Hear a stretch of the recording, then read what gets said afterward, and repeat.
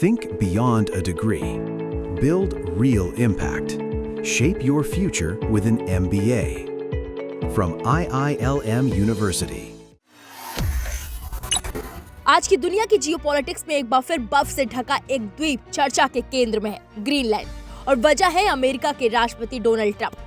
Greenland को लेकर Trump की मंशा पर अब एक नया और अहम संकेत सामने आया है। सीधी कार्रवाई या किसी आक्रामक कदम की बजाय ट्रंप प्रशासन फिलहाल कूटनीतिक रास्ते पर ब्रेक लगाकर आगे बढ़ता दिख रहा है। इसके पीछे की सबसे बड़ी वजह नाटो की बढ़ती तैयारियां। दरअसल जैसे ही ग्रीनलैंड में नाटो के देशों ने अपनी सैन्य मौजूदगी बढ़ाई, ट्रंप ने भी अपने कदम फिलहाल के लिए रोक लिए। ट्रंप के विशेष दूत जेफ लैंड्री ने कहा है कि वो मार्च में ग्रीनलैंड का दौरा करेंगे। फॉक्स न्यूज को दिए एक इंटरव्यू में लैंड्री ने कहा, मुझे लगता है कि एक डील संभव है और ये डील होगी। राष्ट्रपति इस मुद्दे को लेकर गंभीर। उन्होंने डेनमार्क को साफ बता दिया है कि वो क्या चाहते हैं। इस बयान के मायने साफ है, अमेरिका फिलहाल टकराव नहीं, बातचीत के जरिए आगे बढ़ना चाहता है।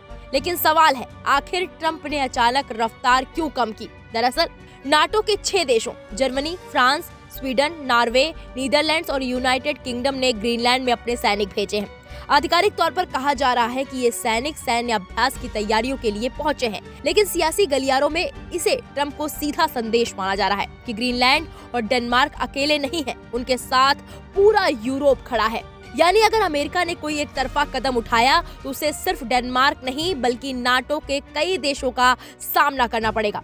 इसी नाटो की सक्रियता के बाद ट्रंप ने फिलहाल सैन्य दबाव की जगह कूटनीति को तरजीह दी है। हालांकि इसका मतलब ये नहीं है कि ट्रंप पीछे हट गए हैं। खुद राष्ट्रपति ट्रंप ने ग्रीनलैंड को अमेरिका के राष्ट्रीय सुरक्षा का अहम मुद्दा बताया। अपने ताजा बयान में ट्रंप ने कहा, नाटो इस मसले पर ट्रंप के साथ बातचीत कर रहा है और ग्रीनलैंड के बिना अमेरिकी सुरक्षा ढांचे में बड़ा छेद रह जाता है। उन्होंने कहा कि ग्रीनलैंड अमेरिका की सैन्य रणनीति और निवेशों के लिहाज से बेहद जरूरी है। हालांकि आगे ट्रंप ने थोड़ा धमकाने वाले लहजों में कहा कि अमेरिका के पास दुनिया की सबसे मजबूत सेना है और जो ताकतवर हो रही है। उन्होंने हाल के अंतर्राष्ट्रीय सैन्य अभियानों का जिक्र करते हुए कहा कि आपने वेनेजुएला के मामले में ये देखा, आपने ईरान पर हमले में उनकी परमाणु क्षमताओं को नष्ट करने में ये देखा। यानी साफ है, नाटो की तैयारियों ने ट्रंप को रुकने पर मजबूर किया है, लेकिन पीछे हटने पर नहीं।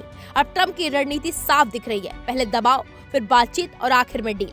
मार्च में होने वाला जेफ लैंड्री का दौरा इसी रणनीति की अगली कड़ी है। अब बड़ा सवाल यही है, क्या नाटो की मौजूदगी के बीच ट्रंप कोई डील निकाल पाएंगे या ग्रीनलैंड आने वाले वक्त में अमेरिका और यूरोप के बीच टकराव का नया मोर्चा बनेगा?